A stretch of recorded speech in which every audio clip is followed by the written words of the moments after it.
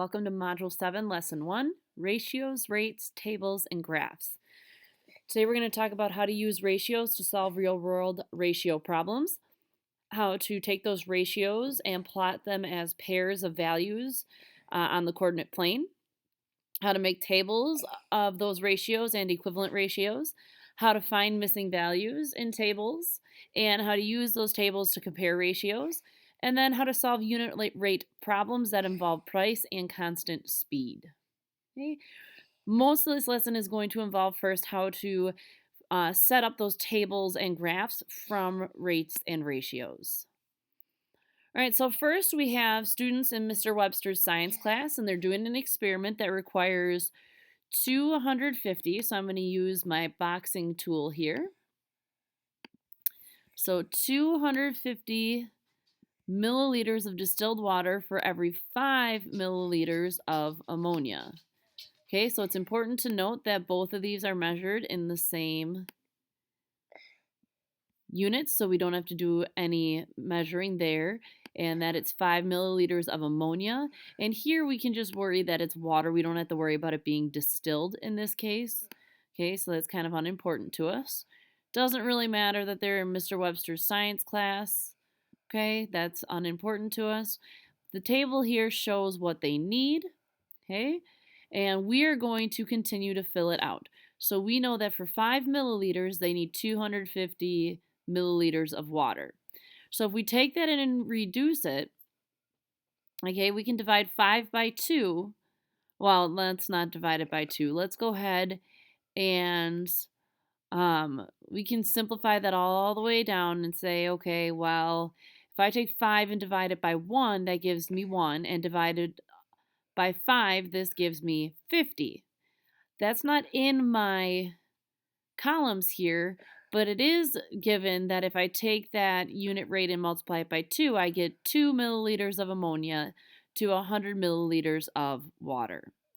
So then if I go ahead and continue that, okay, if I'm struggling, if that was a little bit difficult, what I can look at is how did I go from 5 to 250? So how did I go? What's the relationship between my y, my x, and my y? Okay, so I can take 5 and I can multiply it by a number, and that, well, I can take my x and multiply it by a number, and that should give me my amount of water, my y. Okay, in this case, if I multiply it by 50, that should give me my answer. Okay, so here I could go backwards. I could say 200 divided by 50 is 4. So I know that if I have 200 milliliters of water, I need 4 milliliters of ammonia. Or I can look and say if I have 3 milliliters of ammonia, I can multiply that by 50 and know that I need 150 milliliters of water. Now, even though I have a decimal here, so I know that the relationship is that I'm taking my ammonia and multiplying it by 50 to give me my water. Okay, so that's what I'm doing here to figure out my numbers. So in this case, my ammonia is 3.5, and I multiply that by 50, and it gives me 175. Okay, so if I take these numbers, I can find that the ratio of the amount of distilled water to ammonia is 100 to 2. Okay, so in this first column right here, and I will highlight that for you. In this first column, my ratio is 100 to 2. But now I want to know how much distilled water would I use for 1 milliliter of ammonia. So I want to find that unit rate. So I know that I would use 50 milliliters of water if I had 1 milliliter of ammonia. All right. So again, I'm just trying to find that relationship. I know that to go from 5 to 250, I multiply by 50. And so I use that to fill out my table. I then use my table to create a ratio of water to ammonia. I then use that to figure out how much how much water I would use for 1 milliliter of ammonia. And now that will help me create my ratio of 50 milliliters of water per every 1 milliliter of ammonia. So now I have my unit rate of 50 to 1. Okay, so now here, if I take a look, if I do the division, and if I go through and do 150 over 3 and divide them both by 3, I get 50 to 1. And if I go through and I do the division, if I set up all these rates and do the division, I will find that they all have the same unit rate, that they all simplify to 50 over 1. Since they all simplify to 50 over 1, that tells me that these are all equivalent ratios, because we know equivalent ratios all reduce to the same ratio.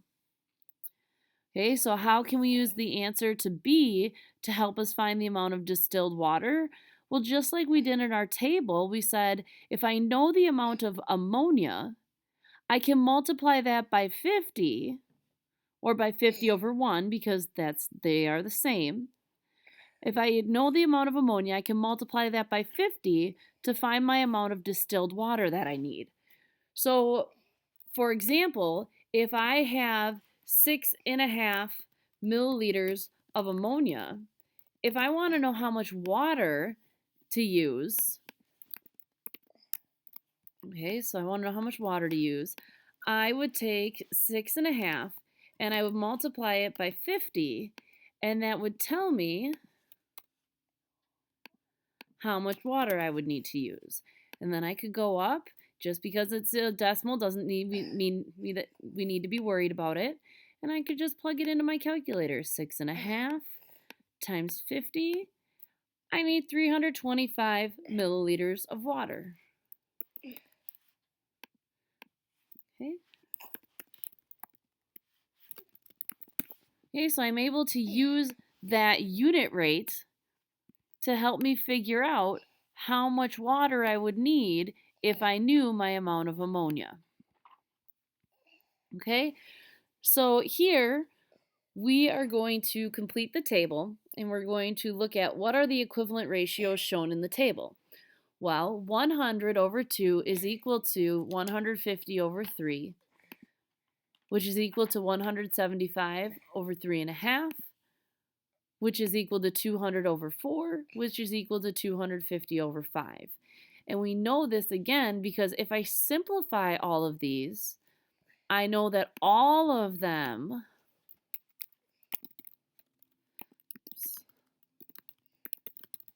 simplify to, and I will write it the way that we normally do, they simplify to 50 over 1.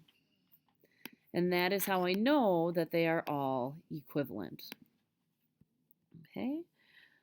So now I want to know, looking at the pattern, when the amount of ammonia increases by 1 milliliter, so if this increases by 1 full milliliter, so like from here to here, this is plus 1.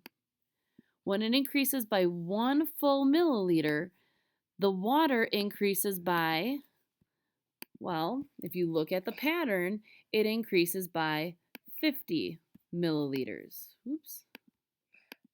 There it is.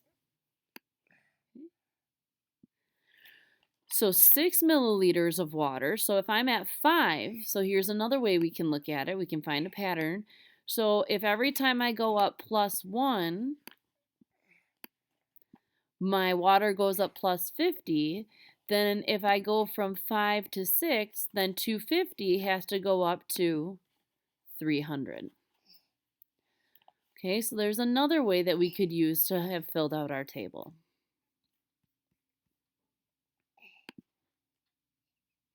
Okay, so again, we're just copying over the numbers from the table, and it looks like I missed putting my 4 in here. I apologize. There we go. Fix that. So we took a look at how to take that ratio and put it into a table. Now we're going to take that ratio that is already in a table and we're going to put it into a graph. So what we do is we take a look and we see which piece is our dependent and independent variable. And we won't dig too deep into that right now, but right now the amount of water that we use depends, so that is the y variable, on the amount of ammonia that we use, so that is the independent variable, the x. When you write numbers as an ordered pair, it's always x comma y. Okay, so it's always your x number comma your y number. It's always your independent comma your dependent. Okay, so independent comma dependent. So in this case, if I use 2 milliliters of ammonia, my x value, my y value is 100. 3, when my x value is 3, my y value is 150. When my x is 3.5, my y is 175. And when my x is, well, then here I know that my y is 200. And when my y is 200, my x is 4. And so now what I'm going to do is I'm going to graph these. So what I do down here, I know that my horizontal axis is always my x-axis, and my vertical axis is always my y-axis. So my y coordinate is always the one that's going to be the one running up and down. So these over here. And my x is always going to be the one running left to right. When we're plotting ordered pairs, I like to think of it as an airplane. So they have to go across the runway before they can go up into the air. So they have to go across before they can go up, just like on a graph. So here we have to go across 2. So look at your labels, 2 milliliters of ammonia. So across 2 before they can go up to 1 milliliter of ammonia. I'm going to make a little bit larger of a dot here. So up to 1 milliliter or 100 milliliters of water. Okay, and I look here, make sure that it's lined up. So then when I have 3, now look at here. Here's 4, here's 2. So halfway between 2 and 4 is 3. Okay, so then here's 100. All the way up here is 200. So even though it's not marked, I know it's halfway between 100 and 200. And I know 150 is halfway between 100 and 200. So right here is where I'm going to plot my 3, 150. And I'm going to go ahead, we're going to save this one for our last one, okay? And we're going to go ahead and plot 4, 200 real quick. So over 4 up to 200. So now I know that 3.5, 175 should be somewhere in here, because if you've noticed, we're making a pattern that looks like everything's kind of falling into a line. Okay, so 3.5 should be halfway between 3 and 4. So there's not a dash here for us to line up on. So we have to do our best to be halfway between 3 and 4. That's why with graphs, there's a little bit of wiggle room because of human error.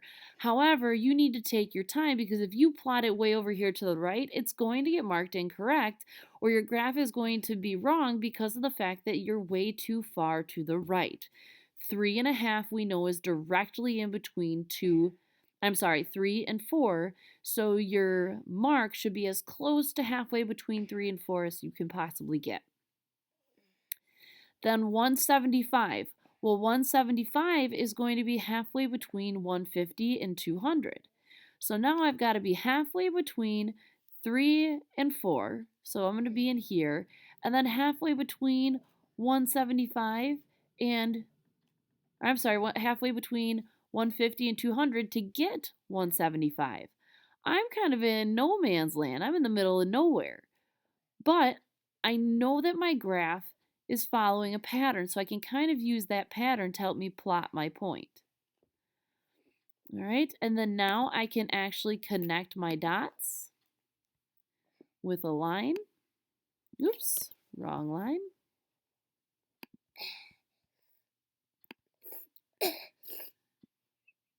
Okay.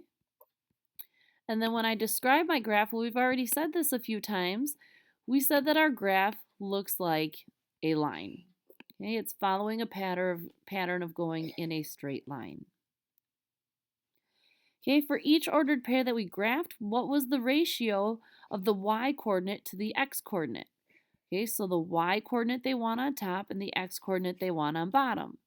Well, when we did that, we got 100 to 2, 150 to 3, 175 to 3.5, 200 to 4, and 250 to 5. Notice those ratios are all the exact same ratios as we had over here. Okay, so the ratios are all the same, it's just a different way of displaying those ratios. Okay, so the ratio of distilled water to ammonia is still 50 to 1. Okay, and then how are all these ratios related? They all reduce to 50 to 1, so again, they are all equivalent ratios. And we can see that because of the fact that they all fall on this same line. So when you have ratios that all fall on the same line on a linear graph, you can make the assumption that they are equivalent. So the point 2.5, 125. It's not in our table, but it is on the graph. So 2.5 is about right here, and 125 is about right here, halfway between 100 and 150. So the ratio would be 125 to 2.5. And since it's on this line, we can assume that it's equivalent to all the rest of these ratios. And if I take a look at it, if I take 2.5 and I do the division, so I know 2.5 divided by 2.5 gives me 1. If I take 125 and divide it by 2.5, it gives me 50. So this ratio, again, simplifies to 50 over 1. So its simplest form does fit this pattern of being equivalent to all these other ratios.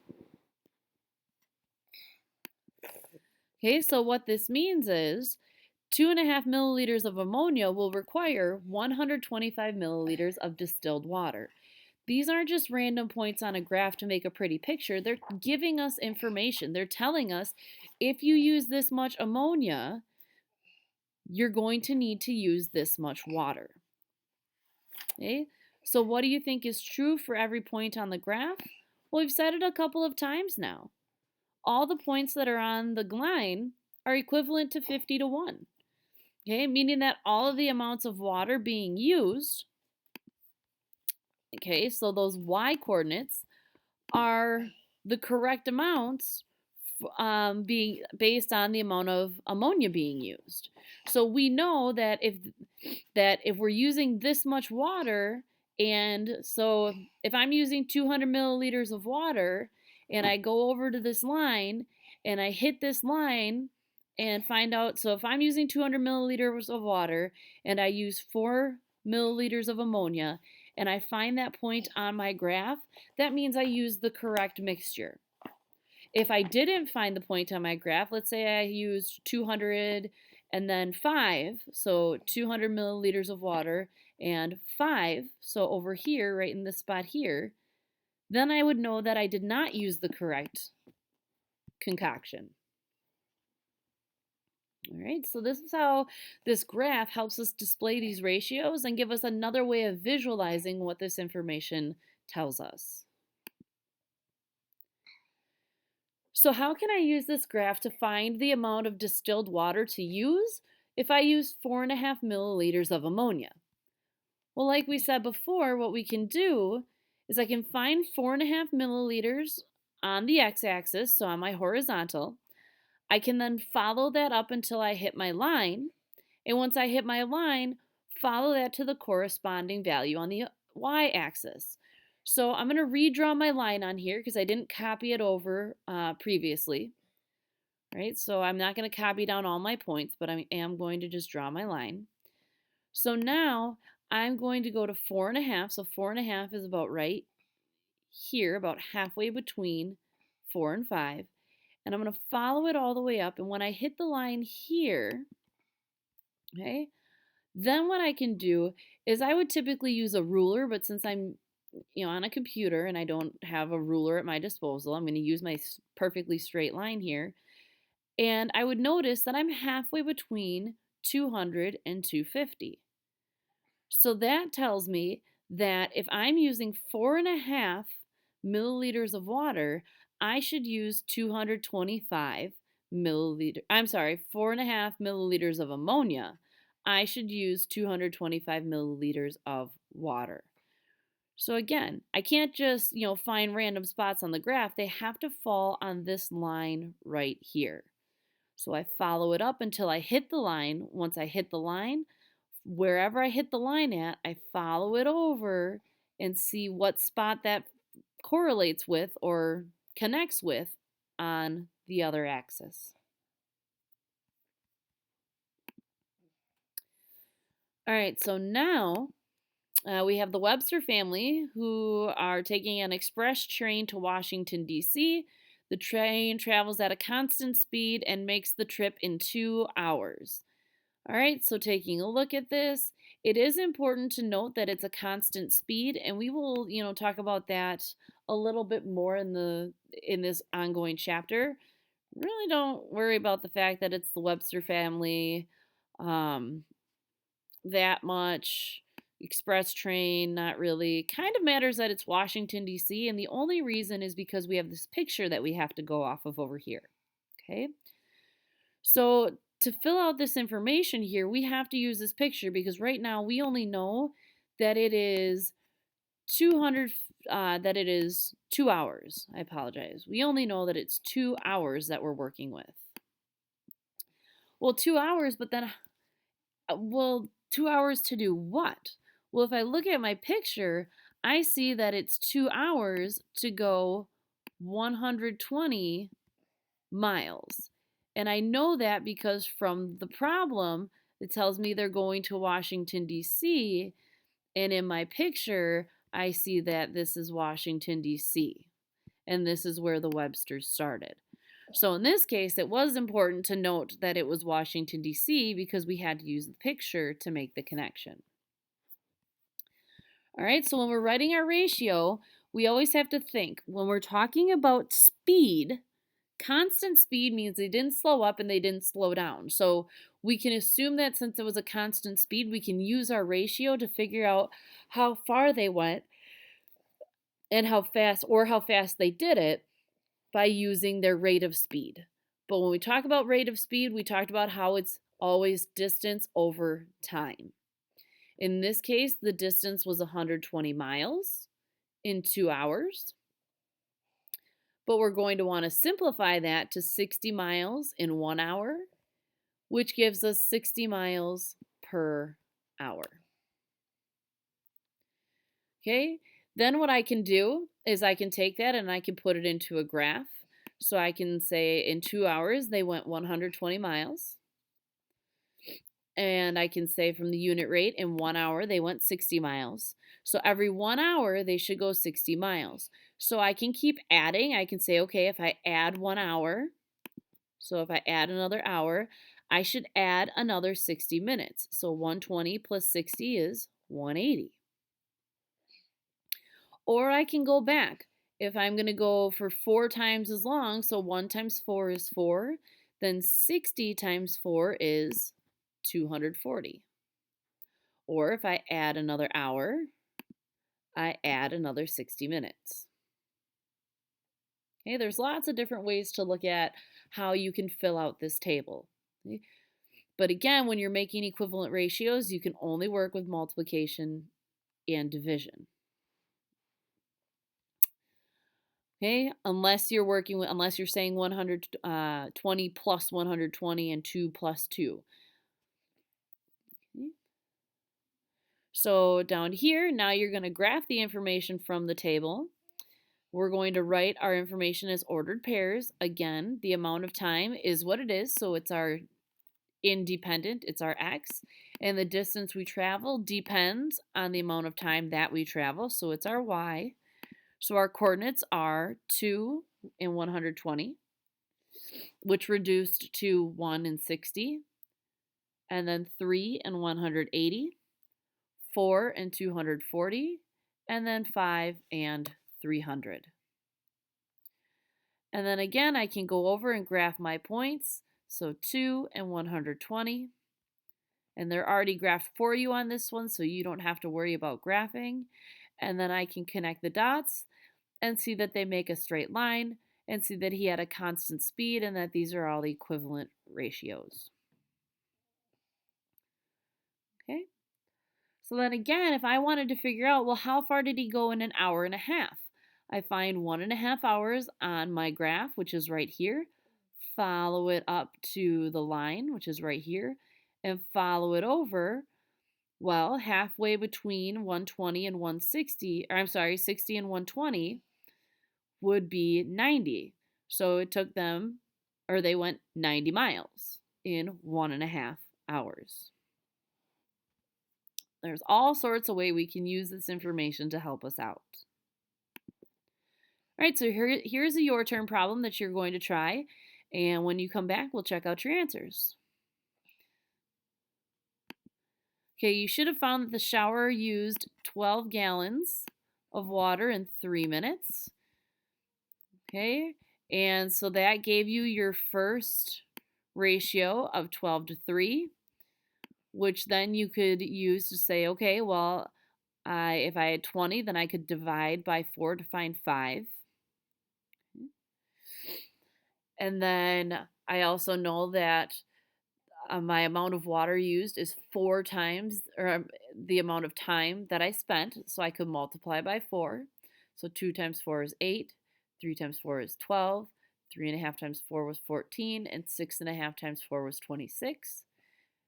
And then I went to my graph and I plotted those. I found the time on the x-axis, and then I would plot them on my y-axis. And I got my straight line here. All right.